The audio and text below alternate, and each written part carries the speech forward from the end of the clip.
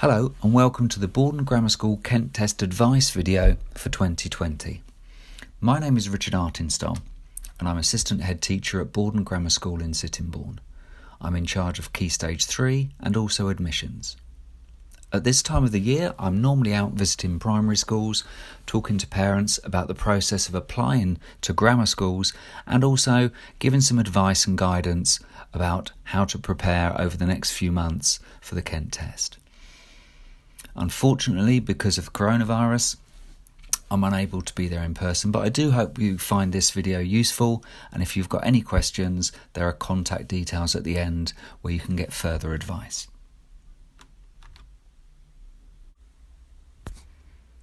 So the starting point for the Kent Test is the Kent County Council website.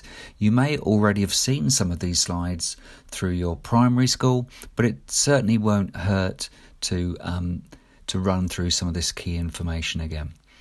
So what I'd advise you to do is go to the KCC website, and in the search box, if you type for Kent Test, you'll come up with this page.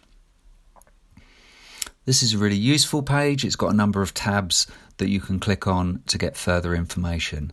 The key one is the Register tab. If you click on the Register tab, it will bring up this page. Now, you'll notice some dates on here, and this is the Kent Test window for registering your son or daughter's interest in taking the Kent Test. And it's absolutely vital that you do so between the 1st of June and the 1st of July. If you don't register for the test during that window, your son or daughter will not be allowed to take the test. My advice is, if you are in any doubt, then please register. Make sure you get some kind of confirmation, a screenshot or a reference number from your application to prove that you've applied and registered. And if your son or daughter changes their mind, it's easy to withdraw. It is virtually impossible to get yourself back in the system or into the system if you do not register in the first place. So that's the first piece of advice. Make sure you register during that window. We've had a number of students, parents who've come to us in August saying that their son or daughter has changed their mind now, but by then it's too late to do the test because they didn't register. So as well as the Kent Test booklet you can see there available, that will run through the main issues to do with the Kent Test. You can also find on those tabs the Kent Test dates. Now at the moment, as it says, there may need to be some adjustments made to the Kent Test as a result of recent school closures, the coronavirus. So those test dates are currently showing 2019, which is a little bit confusing.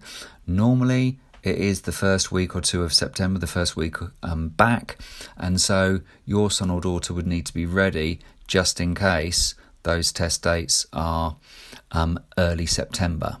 So they need to be test ready for September, so they mustn't go off the boil too much over the summer.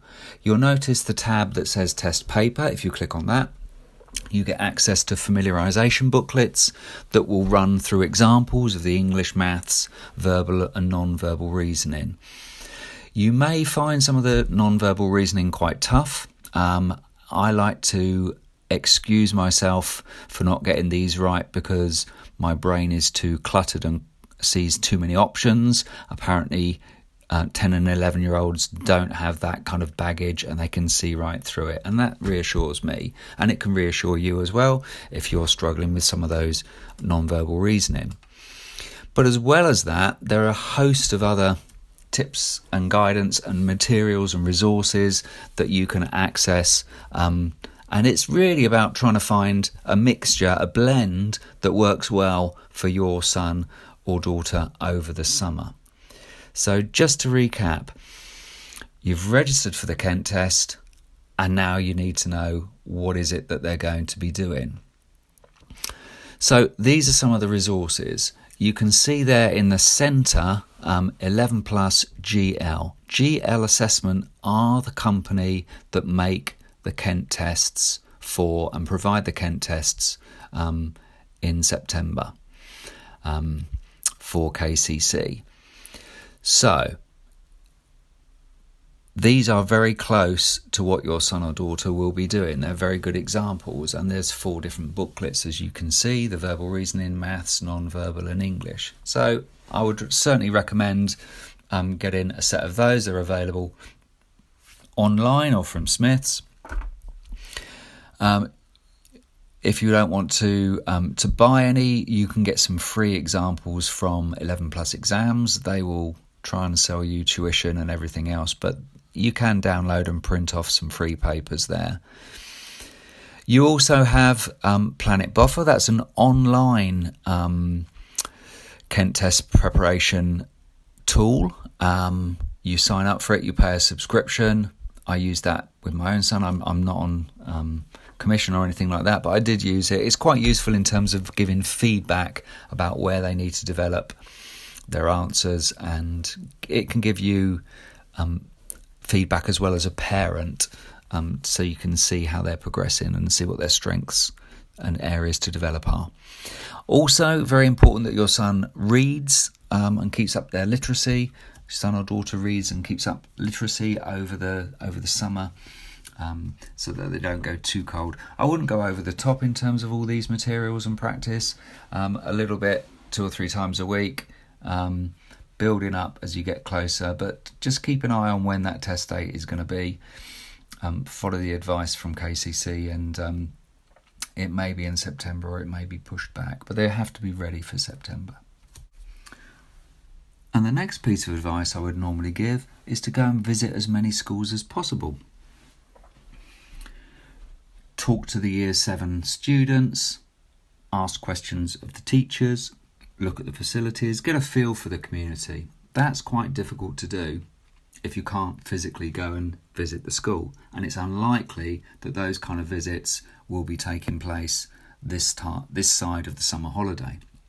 So what can you do? Well, schools are aware of this. They should be putting up on their website links and information and video to try and give you a flavour of the school. So that's your starting point. Find out from your son or daughter what schools they're interested in. Go to the website, look out for adverts in the press, see how they are communicating with you about selling their school, inviting you to experience what their school can offer. For example, on Boredom's website at the moment, we've now got a tab for the Year 7s. Their traditional transition activities are unlikely to take place in anything like the format they'd be used to with a day visit and those kind of things. So we've got a virtual tour, we've got some activities for them to do. It's that kind of link and format that you'll be looking for to get a flavour of the school. So that pretty much concludes the video, and I do hope you found it useful. If you have any questions about the material that's been covered, or just general questions about the school, please don't hesitate to get in touch. All our contact details are there. You can ring, there's email. I don't think we've still got a fax machine, so you might want to give that one a swerve. But we've got receptionists that will be available certainly in the mornings of school days, and they will be able to direct your inquiries and messages through to the right people, and we'll get back to you as soon as we can. And I do hope that I'll be able to see you in person at some point over the coming months. So take care and good luck with your preparations for the Kent test.